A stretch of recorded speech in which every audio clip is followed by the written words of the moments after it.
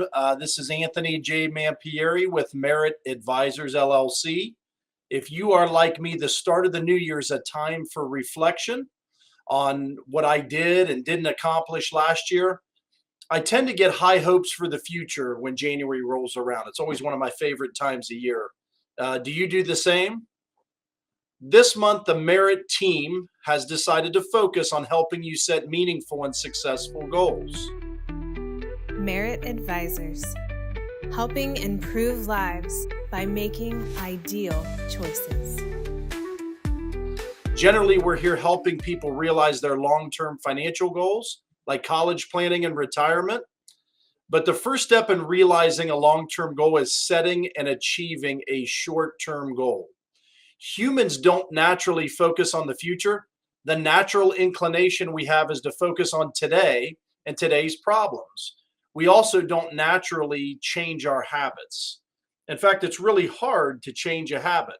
Whether it's breaking a bad habit or starting a good habit, we tend to just do what we've always done. It takes effort, daily effort, to make the decision that this change is worth it and keep doing the one action that will instill or break the bad habit that you want to change. You might notice I said one action in that last sentence.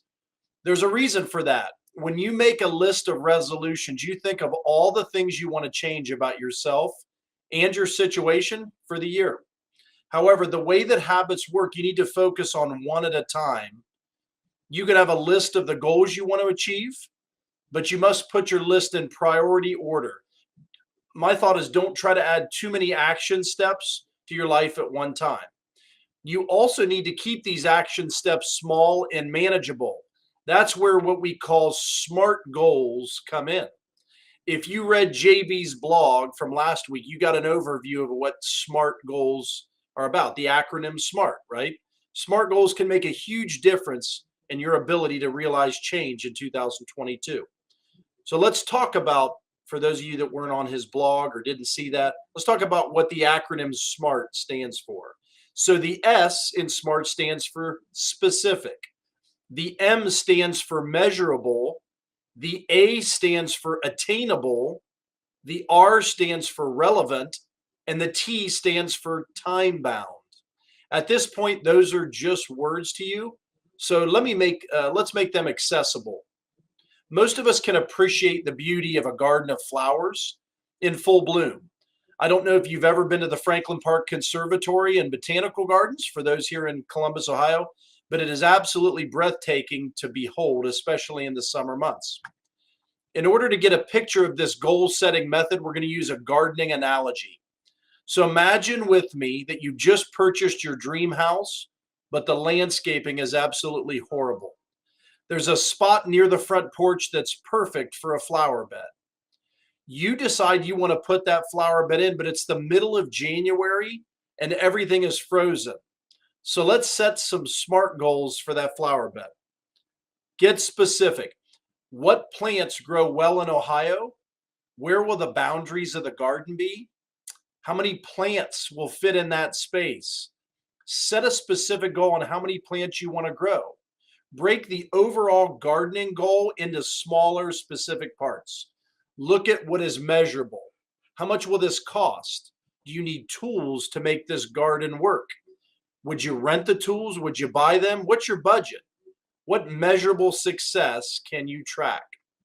So maybe in January, your goal is setting aside $100 for purchasing the plants. You can track the amount of money you save and watch as you reach that goal.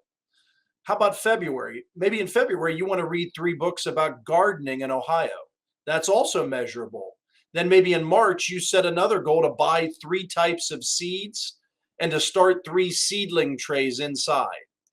Again, this is measurable. Do you get the idea? Then we ask, are the goals I'm setting achievable? This is the next letter to consider when setting SMART goals. You have to make sure your goals are something you're actually able to accomplish. If you've never gardened before, excuse me, and you have a history of killing all the plants you've ever owned, the goal of putting in a garden may not be achievable for you. For you, rather than starting seeds and reading books, might be better if you set a budget to save and pay a professional to put that garden in for you.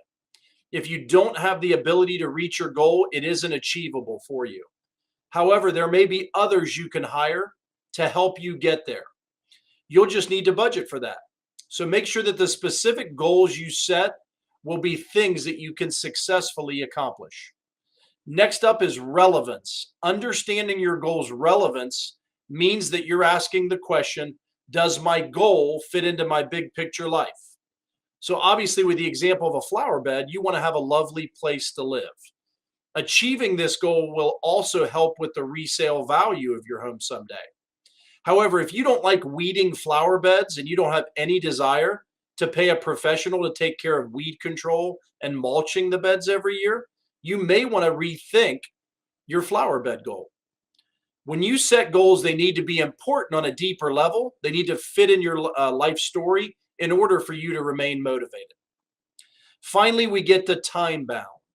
You need to set limits on how long you'll spend on each goal. This will help you set your focus. It'll also help you create milestones that will give you the ability to see your results. If you dug up the grass and prepared the soil for your flower bed in the spring, you'll be able to see the progress in your yard while small shoots are sprouting in the indoor planters. Timelines help us to keep our focus and make sure we're staying on track with our goals. Let's set aside the gardening analogy now. In life, there are many goals that we could set that don't have results that show up as quickly as creating a beautiful flower bed. There are some goals like financial goals that can feel a lot like you're doing all the work and making sacrifices, but nothing is happening that you can really see or touch. So it's hard to watch the progress if you're not setting goals that have a deadline and a way you can measure your success. This is also why Merit Advisors gives you the ability to track your portfolio in real time. It helps to be able to visualize your progress if your goals are for non-tangible goods. So now that we have a better understanding of SMART goals, let's talk about how to set them. First, you have to sit down and make a list of your priorities. As Stephen Covey, one of my favorite authors of all time, with the 7 Habits of Highly Effective People. In fact, his grandson played for Utah and returned a kickoff return against Ohio State in the Rose Bowl. But as Stephen Covey shared, as I digress, ask yourself these 2 questions. Question 1, what one thing could you do, something you aren't doing now, that if you did it on a regular basis would make a tremendous positive difference in your personal life? Question number 2, what one thing in your business or professional life would bring similar results? Once you have identified 1 or 2 things that will make the most difference, set your goals. So here's how the process works. First, identify your overall goal. Second, make sure it is measurable. If your goal is to get physically fit, that's not going to be something you can actually measure, so you won't be as likely to stay motivated and focused. Instead, a proper SMART goal could be, I'm going to run a 5K in August.